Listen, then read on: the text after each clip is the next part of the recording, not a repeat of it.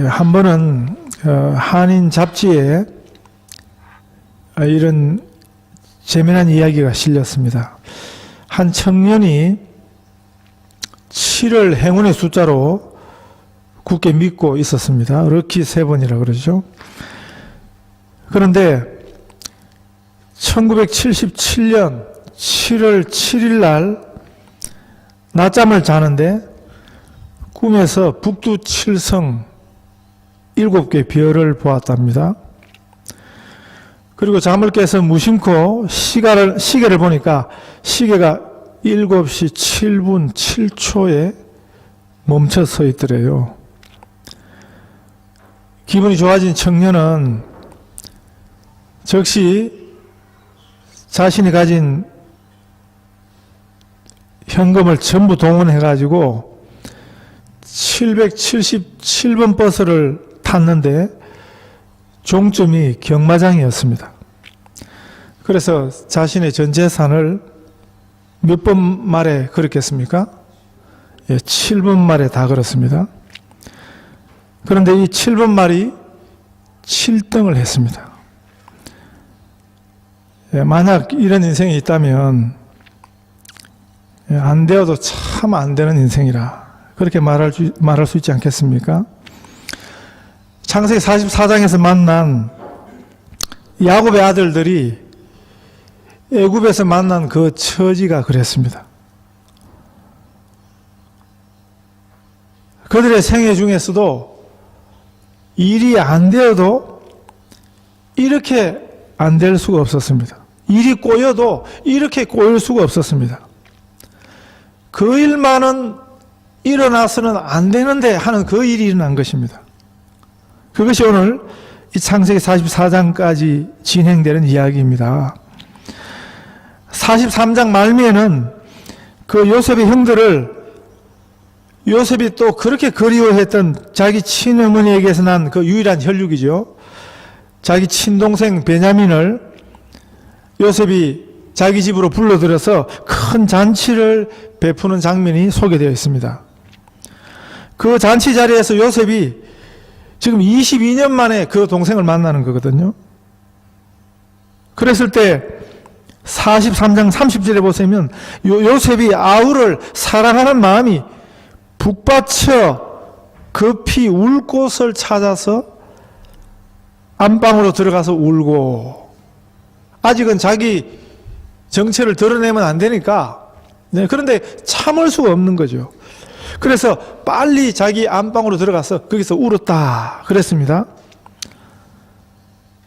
그리고 그 잔치 자리에서 그 형들이 설마 그 총리가 자기들이 노예로 팔아버린 동생 요셉인 줄은 꿈에도 생각하지 못했는데 그 애굽 총리의 환대를 받습니다. 그럴 때 아마 그 야곱의 아들들이 속으로 아마 쾌재를 불렀을 것입니다. 지금 자신들이 양식을 구하기 위해서 지금 애굽으로 왔는데 이 양식 구하는 일에 절대 대권을 가진, 전권을 가진 그게 누굽니까? 이 애굽 총리거든요. 그런데 이 애굽의 총리가 미천한 자기들을, 아쉬운 사람은 자기들인데 아쉬운 자기들을 총리 집으로 불러가지고 그냥 대면만 했던 게 아니에요. 그냥 한번 만났던 것이 아니고 그 총리 집에 초대를 받고 그 총리가 친히 베푸는 잔치 자리에서 그 총리와 마주 앉게 되는 이런 놀라운 환대를 받게 된 것입니다. 제가 1991년도에 처음 영국 가서 영어 공부를 하는데 그 영어 공부하는 시간에 영어 선생님이 이런 질문을 했습니다. 영어로 하는 것인데 아마 문법을 가르치려고 지금 아직도 그 생각이 나는데 현재 완료형, 한국식으로요. 현재 완료형. 그거 가르치려고 아마 그런 질문. 당신의 생애에서 여왕을 직접 만나본 적이 있는가 하는 그런 질문을 했습니다. 그게 아마 교재에 그렇게 나와 있던 것 같아요.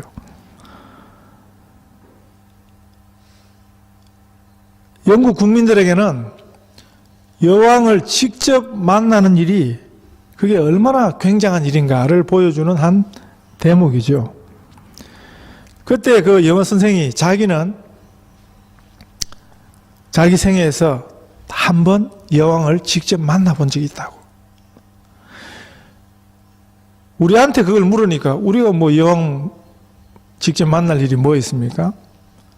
근데 본인은 영국 여왕을 딱 한 번 자기 생애에서 만났는데 하면서 자기가 여왕 만난 이야기를 하는데 뭐 감격해서 그렇게 이야기를 하는 거죠.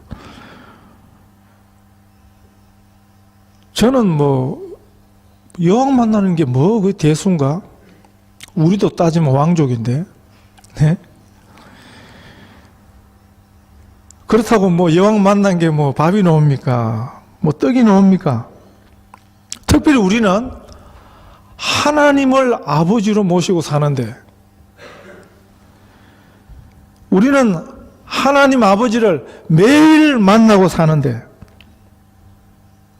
우리 예수님을 매일 모시고 살고 성령 하나님을 매일 우리는 모시고 사는데 여왕 만난 게 그 대수입니까? 이번에 아마 천주교 교황이 한국을 방문합니다. 그런데 천주교인들한테는 그 교황을 친히 만나는 아리를 한다고 그러죠. 그것도 굉장한 생애의 영광으로 그렇게 생각합니다. 그런데 사실 그냥 만났다 하는 것은 별 의미가 없습니다. 이 야곱의 아들들은 총리를 그냥 멀리서 본 것이 아니에요. 그냥 대면하고 만나고 끝난 것이 아니었습니다. 총리 개인 집으로 초대를 받아서 거기서 총리가 직접 베푸는 잔치에 참여할 수 있었다는 것은 그건 굉장한 일이었습니다. 그들이 애굽으로 다시 올라갈 때 사실 걱정이 많았습니다. 잘못하면 그 아버지, 늙은 아버지 야곱에게 큰 절망을 가져다 줄 줄 모르는 그런 위험도 있었습니다. 아버지가 그 막내 아들을 안 내어놓으려고 그랬거든요. 그러나 그 방법이 아니면 다시 양식을 구할 방법이 없으니까 할 수 없이 그냥 그런 마음으로 지금 내어놓았는데, 그런데 애굽을 총리를 만나서 총리의 이런 환대까지 받고 나니까 아마 그들이 이렇게 일이 잘 풀리네, 그렇게 아마 생각했을 것입니다. 자신의 필요를 확실히 도와줄 그 애굽 총리의 그런 적극적인 환대를 받게 되었으니까 얼마나 일이 잘 풀린 것입니까? 우리가 나를 도와줄 사람을 열심히 찾아다니는 사람이 있는가 하면, 또 어떤 사람은 가만히 있는데도 남이 와서 도와주는 사람이 있습니다. 그런데 이보다 더 나은 사람이 있죠. 그건 누굽니까? 남을 돕는 사람입니다. 우리는 이 세상 살면서 누군가의 도움이 필요해요. 누군가의 도움이 필요한 때를 많이 만납니다. 우리가 사실 다 약하기 때문에. 그럴 때 누가 나를 도와줄까 하고 찾아다니고 누군가의 도움을 참 목말라 하지요. 그런 경우가 많으니까. 그런데 그럴 때 어떤 사람은 가만히 있어도 누군가 와서 도와주면 참 저 사람 참 좋겠네, 그런 생각을 하는 거죠. 그런데 사실은 우리가 부러워해야 할 대상은 가만히 있는데도 누가 와서 도움을 주는 그 사람이 아니에요. 그 사람도 결국 남의 도움을 받는 사람이에요. 여러분, 성경은 그런 사람을 부러워하지 말라고 말씀하십니다. 성경은 우리가 누구를 부러워해야 되냐 하면 진짜 복받은 사람은 가만히 있는데도 누가 와서 돕는 사람이 아니에요. 남을 도우는 사람이 복받은 사람이라고 성경이 가르칩니다. 성경은 우리가 누구를 부러워해야 되느냐, 어떤 사람 되기를 사모해야 되느냐, 남을 돕는 사람 되는 것을 사모하라고 가르칩니다.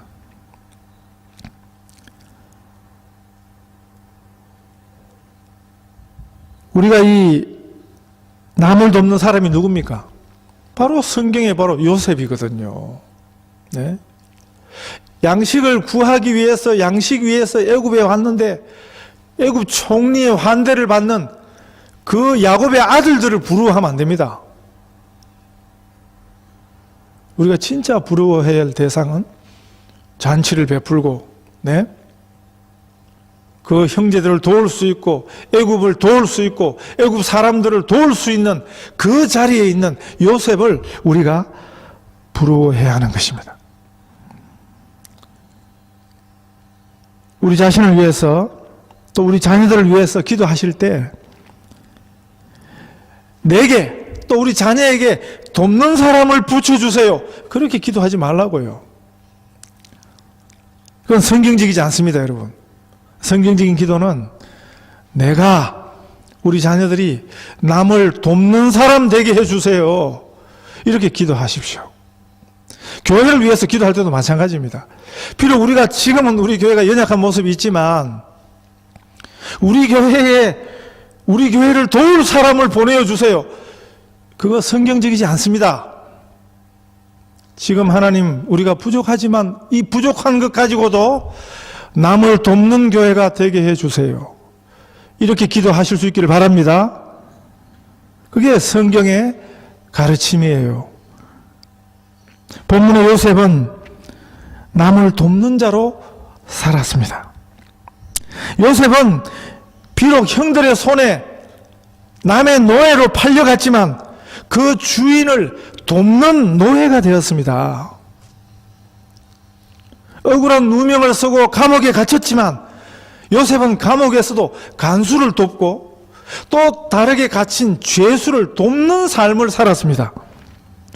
우리가요, 뭐가 있어야 남을 돕지. 틀렸습니다. 한국교회가 남의 도움 없이 한국교회가 선 게 아니거든요. 한국교회에 도움을 줬던 미국교회, 호주교회, 도울 만한 무슨 능력이 많아서 그 당시 한국교회를 도왔던 게 아니에요. 우리가 잘 깨달아야겠습니다. 따지고 보면 요셉만큼 억울하고 요셉만큼 빈궁하고, 네? 남의 노예 주제에 뭘 도와요? 그러나 요셉은 노예였지만 주인을 돕는 사람이었습니다. 저도 억울하게 감옥에 갇힌 주제에 누구를 도와요? 그러나 성경에 보니까 요셉은 간수를 돕고 다른 죄수를 돕는 사람이었습니다. 그 요셉을 하나님께서 애굽을 돕는 사람으로 쓰시더라는 것입니다. 애굽의 총리가 되었습니다. 바로의 덕을 본 게 아니에요. 바로 왕의 덕을 보고 요셉이 애굽의 총리가 된 게 아니에요. 바로가 요셉의 덕을 본 것입니다. 이런 돕는 자로 축복의 통로고 이게 축복의 도구지요. 이런 축복이 우리와 또 우리 자녀들에게 있으시기를 바랍니다.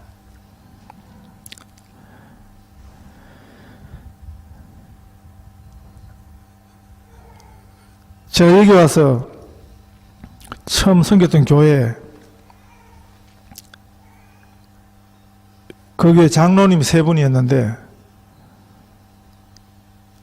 그 한 분 집에 가니까 자기가 그걸 보여줘요. 게레지 문을 딱 여는데 거기 물건이, 차는 안 들어있고 물건이 칵 들어있었습니다. 그런데 놀랍게도 그게 다 교회 거였습니다.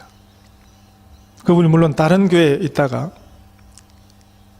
제가 섬기던 교회로 오셨는데, 그 다른 교회에 있을 때 그 교회가 좀 큰 교회였고, 또 그 교회가 문제가 참 많은 교회, 싸움이 참 많던 교회였습니다. 근데 그 문제 많은 와중에 그 교회 물건을 몽땅 다 자기 집에 갖다 놓은 거예요.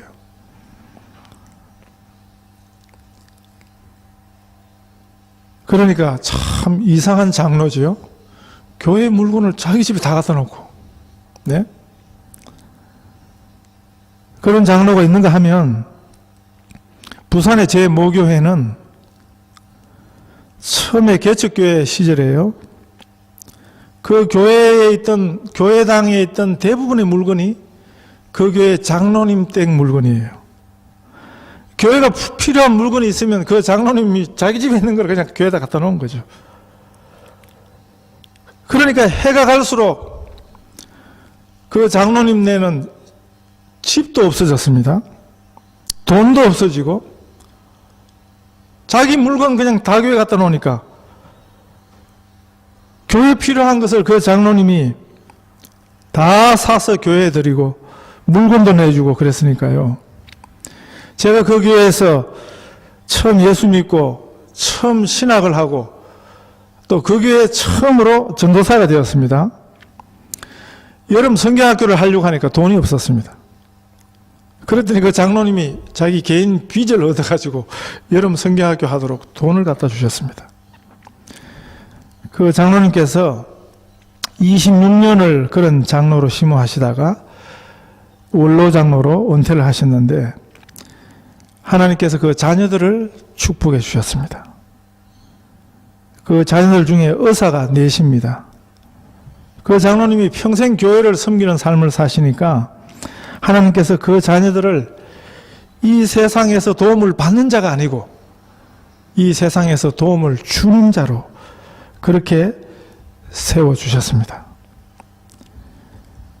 지금은 우리가 혹시 어려워서 남의 도움이 필요할 수 있습니다.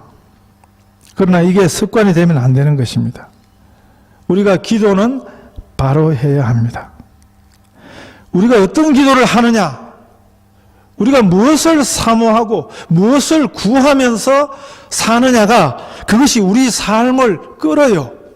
그것이 우리 삶을 결정한다고요. 난 또 누가 좀 와서 안 도와주냐, 그러면 네? 맨날 그냥 남의 도움을 구하는 그런 인생이 되고, 지금 내가 좀 어렵지만, 지금도 내가 좀 부족하지만, 그러나 내게 있는 것 가지고 내가 누굴 좀 도울 수 없을까, 그런 마음을 가지고 살면, 그걸 사모하면, 돕는 자로 살게 해주세요 하고 기도하고 사모하면 그렇게 기도하는 대로 되는 것입니다. 그래서 예수님께서는 우리에게 기도를 가르쳐 주시면서 너희는 먼저 그의 나라와 그의 의를 구하라. 그의 나라가 뭡니까? 하나님의 나라예요. 그의 의가 뭡니까? 하나님의 의예요. 우리가 구할 수 있는 것 중에 제일 거룩한 것입니다. 제일 높은 것입니다. 제일 존귀한 것입니다.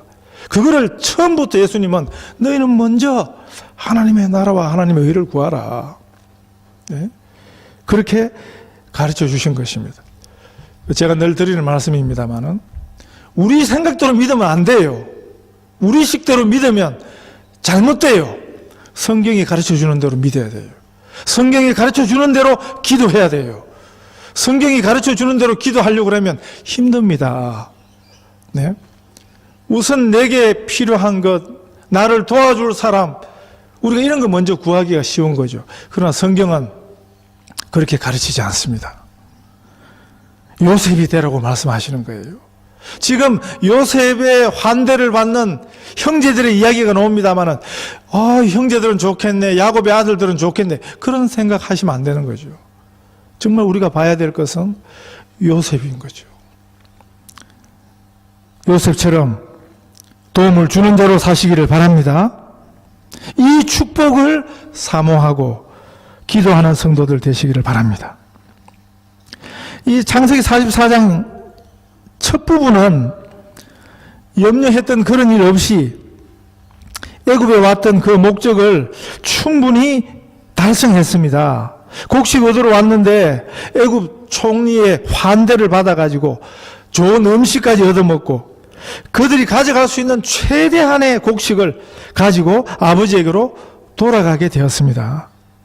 그렇게 그 아버지에게로 돌아가던 그들의 발걸음이 얼마나 가벼웠겠습니까? 즐거웠겠습니까? 그런데 그 즐거움이 오래 가지를 못했습니다. 금방 애굽 총리의 청지기가 쫓아와서 4절에 보니까 너희가 어찌하여 선을 악으로 갚느냐 그렇게 말한단 말입니다. 애굽 총리가 아끼는 언잔이 없어졌다는 소리입니다. 그리고 그들이 의심을 받고 짐을 풀어서 해침을 당하는데 그 언잔이 하필이면 자기 막내 동생 그 늙은 아버지가 그토록 제발 이 아들을 데리고 오라, 이 아들에게 문제없이 제발 이 아들을 데리고 다시 오라고 하던 그 동생 베냐민의 짐 속에서 그 애굽 총리의 사라진 언잔이 나오게 된 것입니다. 이렇게 난감할 때가 어디 있겠습니까? 그 일만 안 일어났으면 하는 그 일이 일어난 것입니다. 그런데 이것은 요셉이 판 함정이었습니다. 그 함정에 꼼짝 못하고 걸려들게 된 것입니다. 제가 이 장면을 오래전에 영화로 본 적이 있거든요. 그러니까 그 요셉의 형들이 그냥 얼굴이 그냥 다 먼 색이 다 됐더라고요. 먼 색이. 네? 참으로 난감한 함정에 꼼짝없이 걸려든 것입니다. 그런데 사실은 이 함정은 함정이 아니었습니다. 이게 함정이라면 이런 함정은 구원의 함정이었습니다. 빠져 죽는 함정이 아니고 거기 걸려 구원 얻는 하나님의 함정이었습니다. 우리 성도들 중에 이런 간증들이 있습니다. 우리가 살아오면서 참으로 어려운 일을 만났는데 그 어려움을 만났을 때, 그 어려움에 떨어졌을 때는 아이고 꼼짝없이 죽었구나 그렇게 생각했는데, 그런데 그 어려움 때문에 하나님을 찾게 되고 하나님의 도우심을 구하게 되고 오히려 그 어려운 자리에서 구원하시는 하나님을 만나게 되었다. 그런 간증들을 뭐 한두 분이 하시는 게 아니에요. 많은 성도들이 그런 간증을 하는 것입니다. 이런 함정은 하나님의 함정인 거죠. 하나님께서 우리를 하나님의 구원으로 부르시기 위한 하나님의 함정인 것입니다. 요셉의 형들은 요셉을 배반의 함정에 빠뜨렸습니다. 애굽왕의 경호대장 보디발의 아내는 유혹의 함정에 요셉을 빠뜨리려 하다가 안 되니까 요셉을 모함을 줘가지고 감옥에 빠뜨렸습니다. 그러나 우리 하나님은 그런 함정조차도 변화해서 구원의 함정이 되게 하셨습니다. 이 세상을 우리 혼자 산다면 얼마나 깝깝한 세상이고 힘든 세상이겠습니까? 하나님이 우리와 함께 하십니다. 제가 주보 오늘 전면에 시편 91편 전반을 실어드렸습니다. 지존자의 은밀한 곳에 거주하며 전능자의 그늘 아래에 사는 자여, 나는 여호와를 향하여 말하기를 그는 나의 피난처요 나의 요새요 내가 의뢰하는 하나님이라 하리라. 이는 그가 너를 새 사냥꾼의 올무에서와 심한 전염병에서 건지실 것이미로다.